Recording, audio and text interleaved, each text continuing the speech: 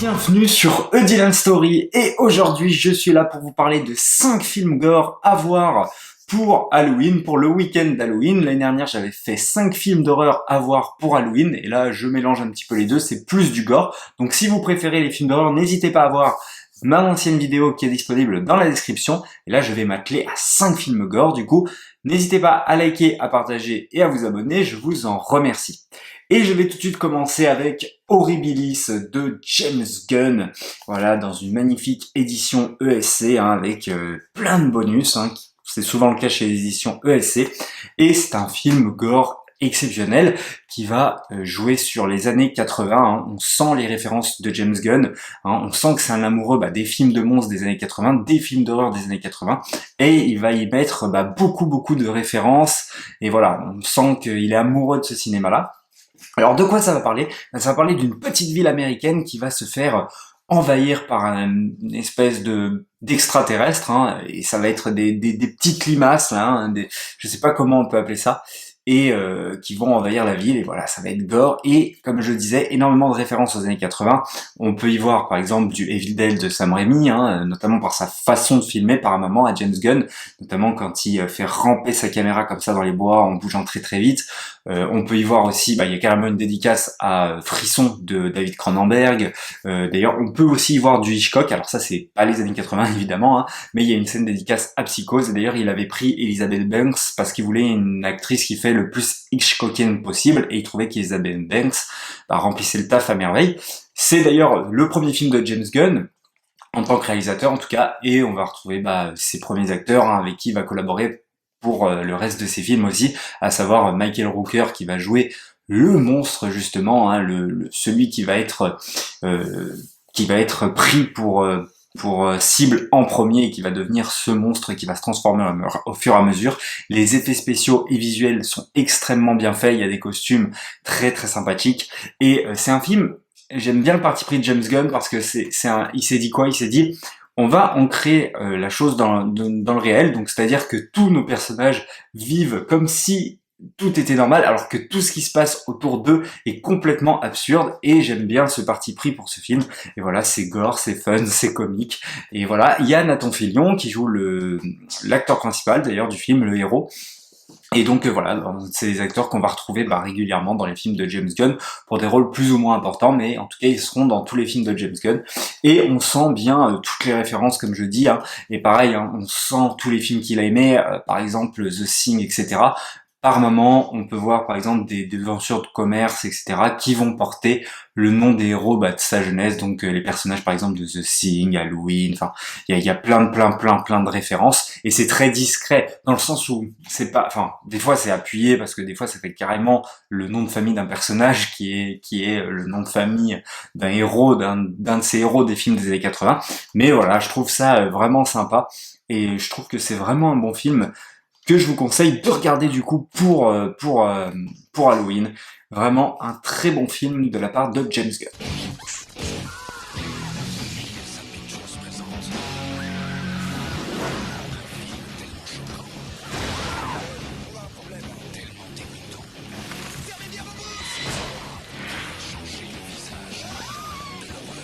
Je vais tout de suite passer sur autre chose, quelque chose de très fun aussi, qui est Hansel et Gretel en Blu-ray de Tommy Wirkola, si je prononce bien, qui est un réalisateur norvégien. Et de quoi ça va parler, ce fameux Hansel et Gretel? Tout simplement, Tommy justement avait décidé de prendre le pitch d'Hansel et Gretel, et il s'est posé la question de qu'est-ce qu'ils allaient devenir ensuite. Et du coup, pour lui, c'était une évidence qu'ils devenaient chasseurs de sorcières. Et voilà, le speech, tout simplement, c'est Hansel et Gretel qui vont chasser de la sorcière, pour faire simple. Et ce film est excellent, il est ultra fun, il est ultra drôle, il est aussi gore, et c'est quelque chose qu'il maîtrise, ce réalisateur, puisqu'il a fait auparavant les 2 Dead Snow qui sont excellents, et d'ailleurs, et aussi dernièrement il a fait The Trip qui est sorti le 20 octobre, que j'ai vu, que j'ai trouvé vraiment bon aussi, et d'ailleurs on compare un petit peu à Tarantino. Moi je suis pas trop d'accord avec ça, mais voilà, il y a un petit peu de ça, en tout cas dans les dialogues peut-être. Mais c'est quelqu'un qui reste très très bien. Et pour le coup, bah d'ailleurs c'est assez marrant la petite histoire de ce scénario parce que il était donc dans son école de cinéma en Australie et il a été vers un prof en lui disant qu'est-ce que vous pensez de mon idée justement de faire Hansel et Gretel, mais après qu'est-ce qu'ils deviennent? Ils deviennent chasseurs de sorcières. Et le prof lui a répondu ne parle plus jamais de cette idée à personne jusqu'au jour où tu seras devant un producteur. Et dès qu'il a été devant un producteur, bah le prof ne s'était pas loupé puisque bah son film s'est fait acheter directement, voilà. Et c'est avec Jeremy Renner. Alors c'est un petit peu marrant parce que Jeremy Renner là, il était en train d'exploser. Hein. Il avait déjà fait Avenger. Il avait déjà fait Des Mineurs, hein, qui avait eu l'Oscar. Enfin voilà, il était en pleine exposition. Il avait fait Jason Bourne, l'héritage. Et ce qui est marrant, c'est que le réalisateur nous dit que il voulait pas une star trop connue et tout, mais bon, à cette période, je trouve que Jeremy Renner était en pleine bourre, donc je sais pas trop pourquoi il a dit ça. Mais voilà, il y a aussi Abruzzi de Prison Break, j'ai mangé son nom. Je me rappelle plus comment il s'appelle. Ouais, j'ai bouffé son nom malheureusement. Mais en tout cas, voilà, c'est très très fun, c'est très sympa. Et il y a aussi Gemma Arterton qui elle aussi joue très bien. Et voilà une fille aussi badass au cinéma. Voilà, elle a une femme badass qui bute de la sorcière. C'est voilà, elle est vraiment cool. Et d'ailleurs aussi, je l'avais vu en 3D à l'époque. Donc si vous pouvez le trouver en 3D, je ne sais pas s'il existe et que vous avez une télé 3D. Le film était vraiment un petit bijou en 3D. Les giclets de sang étaient extrêmement bien faits. Je crois que c'est l'un des meilleurs films que j'ai vu en 3D à l'époque. Malheureusement, je ne l'ai pas en 3D. Mais en tout cas, voilà, c'est un petit kiff. Voilà, un petit film de chasseurs de sorcières bien gore, et d'ailleurs j'attends encore sa suite, je ne sais pas si elle arrivera un jour, je crois qu'il voulait la faire en forme de série, mais bon j'aimerais bien que ça se fasse plutôt au cinéma dans un deuxième film, mais bon, après voilà, ça reste très fun, et je trouve que c'est un réalisateur qui gère très très bien ce genre de film. Regardez aussi Dead Snow, hein, si jamais vous voulez partir sur du film de zombies qui est tout aussi gore, c'est aussi un vrai délire. Pour la plupart des gens, les sorcières n'existent que dans les contes de fées. Et puis un jour, elles se pointent chez vous et mangent vos enfants. C'est là qu'on intervient. Je m'appelle Gretel, et lui, c'est mon frère, Hansel. On tue les sorcières. Et vous? Ensuite, je vais passer sur Zombie de George Romero. Alors Zombie, celle-ci c'est la version européenne.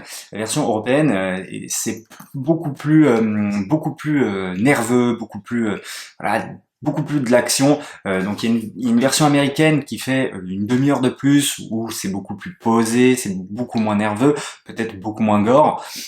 Qui existe d'ailleurs hein, en 4K, vous pouvez la trouver facilement. Moi, j'ai que la version malheureusement européenne, qui a été supervisée par Dario Argento, et c'est pareil, c'est une version ESC, et il y a énormément de bonus dedans, et c'est extrêmement jouissif, et du coup, bah, c'est un petit peu la suite de la nuit hein, des morts vivants, là où la nuit des morts vivants, on disait qu'il faisait une critique politique, etc., George Romero, alors qu'en vrai il l'a pas vraiment voulu, enfin en tout cas c'est ce qu'il dit, alors que là bah tu sens vraiment dès la première scène d'intro dans ce fameux immeuble, hein, dans cette espèce d'HLM, que voilà là il y va à fond. C'est pareil, c'est un film sur la société de consommation, hein. Il critique cette fameuse société de consommation par le biais du zombie, et je trouve ça assez intéressant et assez malin. Et George Romero, c'est celui qui a tout inventé, je trouve, des films de zombies, et enfin tout le monde le pompe quoi, et c'est fou que même bah, dans les dernières périodes de sa vie, il a eu encore du mal à se faire produire ses films, alors que voilà, on lui doit tout. Je sais pas, Walking Dead, ils auraient pu quand même, enfin je sais pas. Tout le monde lui pompe dessus, mais il a jamais été vraiment, je trouve, remercié pour ça, Romero. Enfin en tout cas, sa juste valeur. Et voilà. Et donc une version européenne beaucoup plus nerveuse, beaucoup plus basée sur l'action que la version américaine, avec une demi-heure de moins, mais le message politique y est là en tout cas, et voilà, il a des messages à passer, le film est complètement, voilà, il est pas drôle pour le coup, enfin celui-là je le trouve pas drôle, je le trouve beaucoup plus sérieux que les autres que je vous propose, et voilà, il a un vrai message à déclarer par ce film de zombies, et pour moi c'est l'un des meilleurs films de zombies, et ça reste du gore quand même par moments assez efficace. Donc voilà, je vous invite à voir Zombie de George Romero.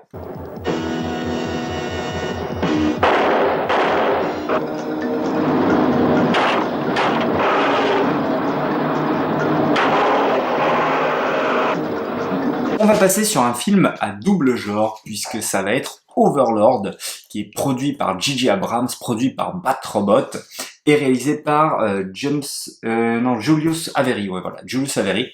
Et du coup, ça va mélanger deux genres, à savoir le film de guerre, donc ça va se passer à la Seconde Guerre mondiale, et le film d'horreur. On va basculer d'un coup dans l'horreur, mais en même temps, l'horreur, est-ce que la guerre, ce n'est pas l'horreur aussi?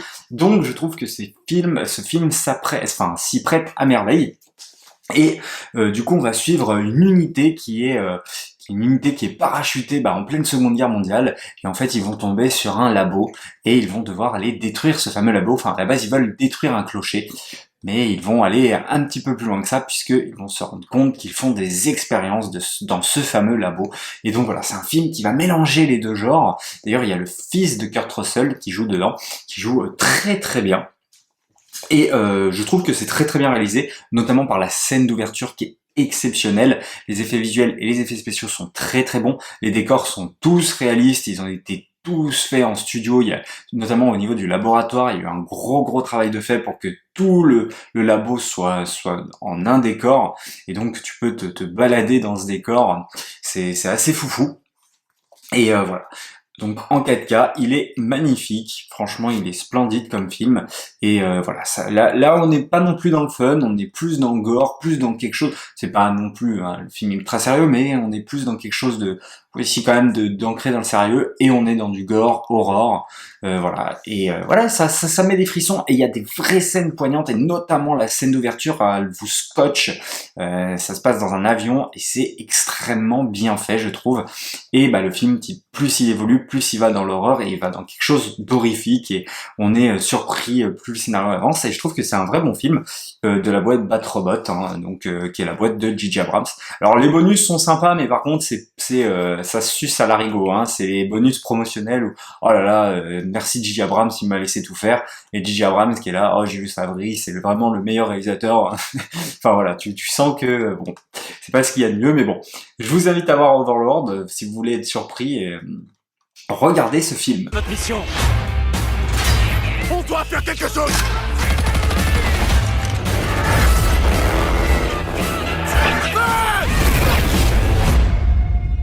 C'est quoi ça? Une armée de 1000 ans a besoin de soldats millénaires.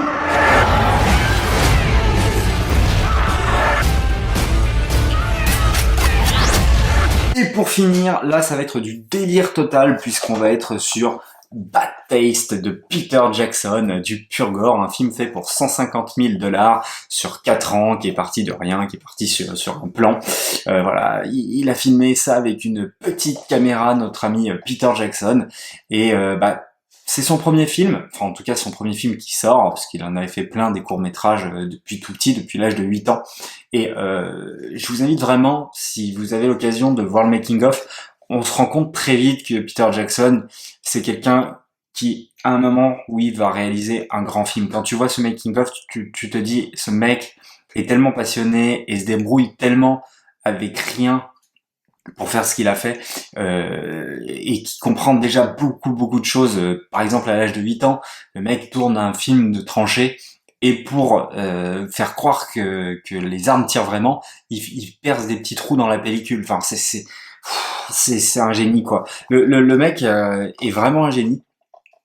Et tu sens que ce mec était né pour faire un grand film, et voilà, il l'a fait, le chef-d'œuvre ultime, Le Seigneur des Anneaux. Et voilà, grâce à ce making-of, tu sens que le mec a du vrai potentiel. Et au-delà de ça, Bad Taste, c'est un vrai délire qui se prend vraiment pas au sérieux, contrairement par exemple à un Horribilis, où là les personnages se prennent au sérieux dans un monde où tout est what the fuck à côté de ce qui se passe. Là non, là tout est what the fuck, même les personnages qui sont dans ce délire. Du coup, c'est une espèce d'invasion extraterrestre, et il y a une unité qui va essayer de les combattre, tout simplement. Et c'est un vrai délire, voilà. Et c'est gore, et c'est hyper drôle. On se marre bien devant ce film, franchement. Et c'est hyper bien fait, quoi. Il y a des moments, mais tu te dis, mais le mec, c'est ouf, quoi, qu'ils ont réussi à faire ça pour que dalle, quoi. Et le film s'est retrouvé en première à Cannes, donc voilà, rien d'étonnant. C'est vraiment un film à voir absolument, voilà. Et on sent tout son amour pour le cinéma à Peter Jackson. Donc voilà, je vous invite vraiment à voir Bad Taste de Peter Jackson.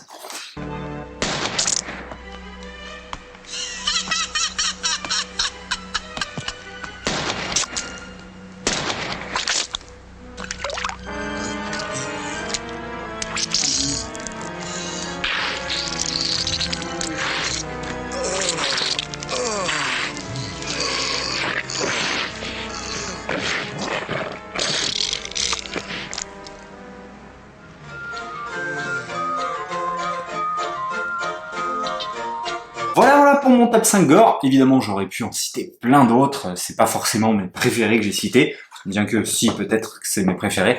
Mais il y en a plein d'autres que j'aime et que j'adore aussi. Hein. Il y a énormément, par exemple, du slasher, etc. Enfin, il y a plein de films à voir. J'aurais pu, par exemple, citer La colline à des yeux. Enfin, voilà. Il y en a plein qu'on peut voir. Vous n'hésitez pas à me dire ce que vous avez prévu de regarder pour Halloween, si je vous ai donné des envies ou non, si vous êtes d'accord avec moi ou pas. Enfin, voilà. En tout cas, merci d'avoir regardé cette vidéo. Joyeux Halloween. Et puis, on se dit à la prochaine pour une prochaine histoire.